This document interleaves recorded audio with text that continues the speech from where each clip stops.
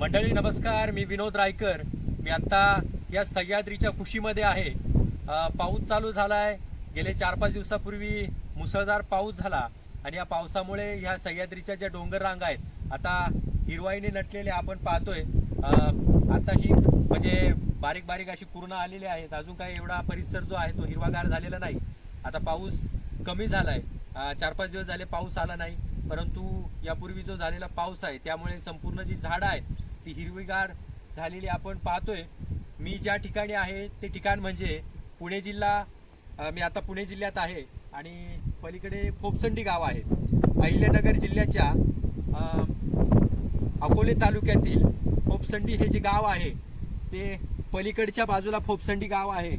आणि मला या ठिकाणावरून आपल्याला दिसणार नाही कारण वातावरण जरा धुरकट आहे।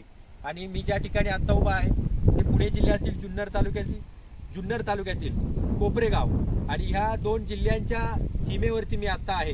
आणि अतिशय सुंदर असा हा खरं तर परिसर आहे जुन्नर तालुक्यातील आणि अकोले तालुक्यातील दोन्ही तालुक्यांमध्ये।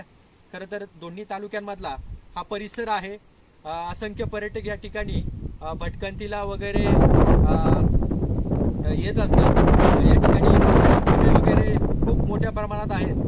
पाऊस गेलाय आता आणि त्यामुळे धबधबे वगैरे आपल्याला काही या ठिकाणी पाहायला भेटत नाही, परंतु हा जो परिसर आहे या ठिकाणचं जे वातावरण आहे फार सुंदर आहे।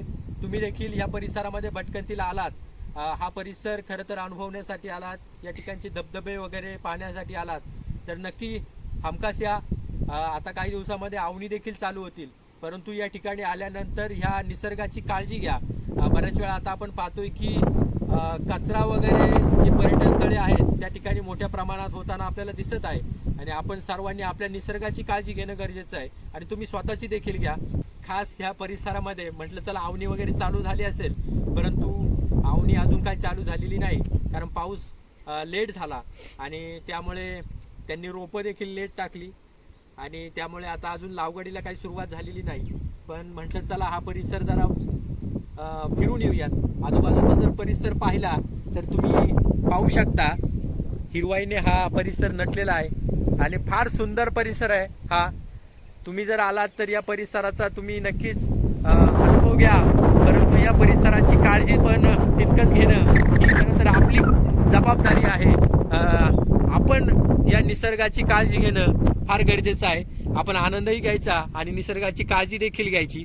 त्यामुळे नक्कीच मला या ठिकाणच्या परिसरासंदर्भात आनंद वाटतो की हा आपला नैसर्गिक ठेवा आहे आणि तो मी तुमच्या समोर या ठिकाणी आपल्या सोशल मीडियाच्या माध्यमातून तुम्हाला दाखवत आहे। आता काही लोक म्हणतील की तुम्ही हा परिसर एक्सप्लोर करू नका, परंतु आपला निसर्ग किती भारी आहे हे पण दाखवणं तितकंच महत्त्वाचं आहे। आता आपण काळजी घेतली पाहिजे। आपण या ठिकाणी भटकंतीला आल्यानंतर कचरा वगैरे होऊन द्यायचं नाही का। बाकी काय फार मोठमोठ्याने ओरडायचं नाही, साऊंड वगैरे लावून धांगडधिंगा करायचं नाही। आणि काय असतं की धांगडधिंगा केल्यामुळे या साऊंड सिस्टममुळे या जंगलातील जे प्राणी वगैरे असतील त्यांना म्हणजे पक्षी असतील त्यांना प्रॉब्लेम येणार, ते डिस्टर्ब होणार आणि आपण या निसर्गाची खरं तर काळजी घ्यायची आणि आपली स्वतःची काळजी घ्यायची।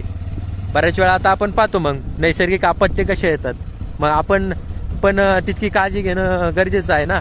निसर्गाचा समतोल राखणं गरजेचं आहे। त्या सर्व गोष्टी आहेत। ही खाली नदी आहे ती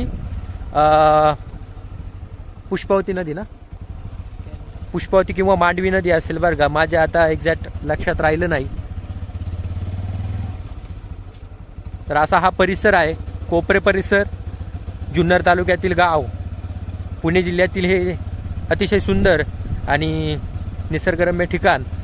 अकोला तालुका देखील आहे, अहिल्यानगर जिल्ह्यातील हा काही परिसर आहे पलीकडचा।